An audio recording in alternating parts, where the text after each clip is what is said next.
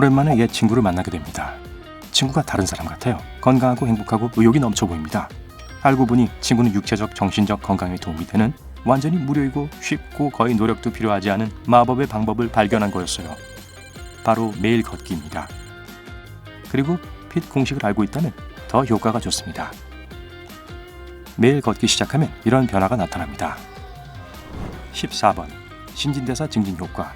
걷는 동안 몸은 더 많은 에너지가 필요합니다. 빠른 걸음으로 언덕을 오르거나 적당한 속도로 1시간 정도를 걸으면 신진대사가 증가합니다. 즉, 휴식을 취할 때와 활동을 할 때 더 많은 칼로리를 소모한다는 뜻입니다. 13번. 긴장 완화. 걷다 보면 근육이 따뜻해지고 동작을 통해 스트레칭을 하게 됩니다. 추가 스트레칭 혜택을 위해 큰 보폭으로 걸으면서 팔을 부드럽게 휘두르세요. 12번. 기분 전환. 다른 유산소 운동과 마찬가지로 빠른 걷기는 엔돌핀 생산을 증가시킵니다. 엔돌핀은 챔피언처럼 스트레스 호르몬을 물리칩니다. 기분을 좋게 하는 호르몬이 충분하면 나쁜 기분이나 낮은 자존감을 잊어버릴 겁니다. 친구들과 함께 걸으면 스트레스를 덜어주는 효과와 함께 사회적 유대감을 증가시킬 수 있습니다. 11번. 더 나은 수면. 걷기는 자연 수면 호르몬의 효과를 증가시킵니다. 멜라토닌이 그중 가장 유명하죠. 더 오래 깊이 자고 싶다면 아침 산책을 계획하세요. 아침의 밝은 햇빛은 자연적인 24시간 주기 리듬에 도움이 됩니다. 잠자리에 들기 너무 직전에 걸으면 오히려 역효과를 낼 수 있어요. 10번. 두뇌력 증가 효과. 걷기와 같은 저충격 유산소 운동은 정신질환의 조기 발병을 막아줍니다. 평생 육체적으로 활동적이라면 앉아서 시간을 보내는 생활 방식에 익숙한 사람보다 그런 병에 걸릴 확률이 낮습니다. 해마의 부피가 늘어나기 때문이에요. 해마는 두뇌에서 언어 기억과 학습을 담당하는 부분입니다. 걷기는 뇌 건강을 책임지는 화학 물질의 생산뿐만 아니라 신경 혈관과 세포의 성장과 생존을 자극합니다. 9번. 시력 향상. 걷기는 눈의 압력을 완화시킵니다. 눈 속에 너무 많은 액체가 쌓이면 내부의 압력이 높아집니다. 그것이 시신경에 영향을 미쳐 시각장애를 일으키기도 하고요. 걷기는 일반적으로 시력에 좋습니다. 저강도 운동과 고강도 운동은 시각 비질, 즉 눈이 보내는 이미지를 처리하는 뇌의 일부를 강화하고 자극합니다. 그러니 시력 향상과 미래의 잠재적인 문제로부터의 눈 보호를 지금부터 시작해보세요. 8번. 심장병 예방. 달리기는 심장을 더 강하게 만듭니다. 그러나 걷기는 심장병과 뇌졸중 예방에 관한 달리기의 효과에 뒤지지 않는다는 연구 결과가 나왔습니다. 하루 30분씩 걷다 보면 고혈압과 콜레스테롤 수치를 낮추고 혈액순환을 개선함으로써 심각한 문제를 피할 수 있습니다. 7번. 폐활량 증가.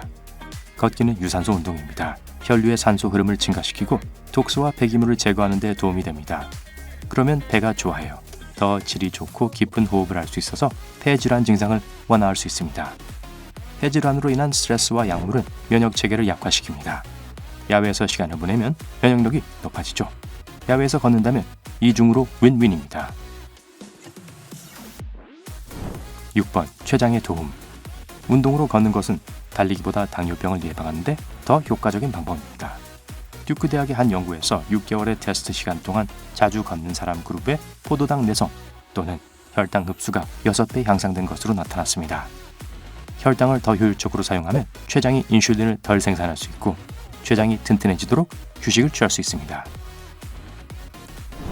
5번. 소화 개선. 매일 30분씩 걷는 것만으로도 소화가 개선되고 배변이 규칙적이 됩니다. 거하게 식사를 한 후 산책을 하면 음식이 위를 통과하는 속도를 증가시킵니다. 4번. 근육 단련. 하루 만보를 걸으면 체육관에서 강도 높은 운동을 하는 것만큼 효과적일 수 있는데 특히 인터벌 트레이닝이나 오르막길 걷기를 추가하면 그렇습니다. 하지만 올바른 자세로 해야 해요. 척추를 똑바로 펴고 팔꿈치를 90도 각도로 구부리고 발을 흔들며 골반을 안정시킵니다. 최적의 속도를 찾으세요. 하지만 조깅을 하지 마세요. 이런 빠른 속도의 보행은 충격이 적어 회복 시간이 필요하지 않습니다. 다음날 근육이 아파서 밖에 나가서 걷지 못한 일은 없을 거예요. 3번. 튼튼한 뼈와 관절. 걷기는 더 많은 관절 이동성을 제공하고 골밀도의 손실을 방지하고 골절의 위험을 줄일 수 있습니다. 하루에 최소 30분 이상 걷는 것은 관절의 통증과 경직, 염증을 줄일 수 있습니다. 튼튼한 뼈를 만들면 뼈의 손실을 줄이는 데 도움이 될 겁니다. 2번. 요통 완화. 걷기는 강도 높은 운동을 할 때 허리 통증을 경험하는 사람들에게 정말 좋은 방법입니다. 충격이 적은 활동이기 때문에 달리기나 고강도 인터벌 트레이닝 운동 같은 고통이나 불편함을 유발하지는 않을 겁니다. 걷기는 척추 구조 내에서 더 나은 혈액순환을 제공합니다. 중요한 영양분을 연 조직에 주입하고 자세와 유연성을 개선하는데 이 두 가지는 건강한 척추에 필수적입니다. 걷는 동안 척추를 더욱 안정시키고 몸을 똑바로 세워서 근육을 강화시킵니다. 1번 튼튼한 다리. 걷기는 힘과 인내심을 키워줍니다. 다리, 특히 종아리와 햄스트링을 더 강하게 만듭니다. 최상의 효과를 위해 언덕을 걷거나 계단을 오르세요. 보너스, 핏 공식. 잠시 운동화를 신발장에 올려놓으세요. 비밀의 핏 공식을 기억하세요. 핏은 빈도, 얼마나 자주, 강도, 얼마나 빨리, 시간, 얼마나 오래를 의미합니다. 레벨업을 원할 때 이 구성 요소 중 하나를 변경합니다. 빈도, 어떤 이유에서든 매일 산책을 할 수 없다면 일주일에 3-5번 정도는 하도록 합시다. 5분밖에 걸을 수 없다면 그렇게 시작하되 규칙적으로 하면서 1분씩 시간을 늘립니다. 그저 규칙적으로 하세요. 그게 정말 중요한 거예요. 강도, 1시간에 3-5km는 적당한 평균 강도입니다.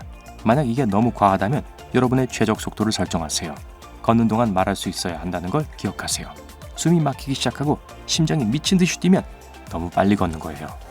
시간, 하루에 30분이 목표가 되어야 합니다. 계속 동기를 부여하기 위해 걸음을 세워볼 수도 있어요. 목표로 삼을 좋은 걸음의 수는 하루 6,000보입니다.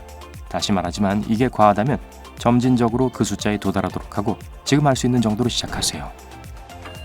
건강을 위해 걷기를 시작할 엄두가 나지 않는다면 동기부여에 도움이 될 만한 몇 가지 아이디어가 있습니다.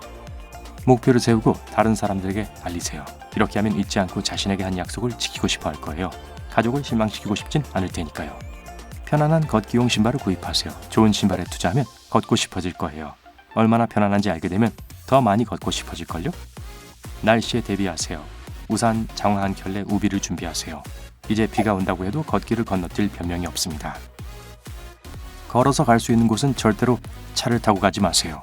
길 아래 식료품 가게와 공원으로 걸어가세요. 사무실이나 쇼핑을 할 때 가능한 한 입구에서 멀리 주차하는 습관을 가지세요. 그렇게 하면 드나드는 길에 몇 걸음 더 걷게 됩니다. 그러면 최적의 주차 자리를 찾지 않아도 됩니다. 걸음수를 셉니다. 매일 목표를 달성할 때마다 스티커나 포인트를 수여합니다. 10점을 받으면 어떻게든 스스로에게 보상을 해주세요. 걷기 그룹에 가입하거나 걷기 친구를 구하세요. 다른 사람이 기다리고 있다는 걸 알게 되면 운동을 빠질 가능성이 적습니다. 게다가 친구들과 같이 걷는 건 더 재밌어요. 절약하는 돈을 생각해보세요. 걷기는 비용이 들지 않고 운전하는 데는 비용이 많이 듭니다. 걷기로 전환하면 휘발유나 보험, 자동차 수리비를 아낄 수 있습니다. 개인 트레이너를 고용하세요. 지불해야 하는 돈이 훌륭한 동기부여가 될 수 있어요.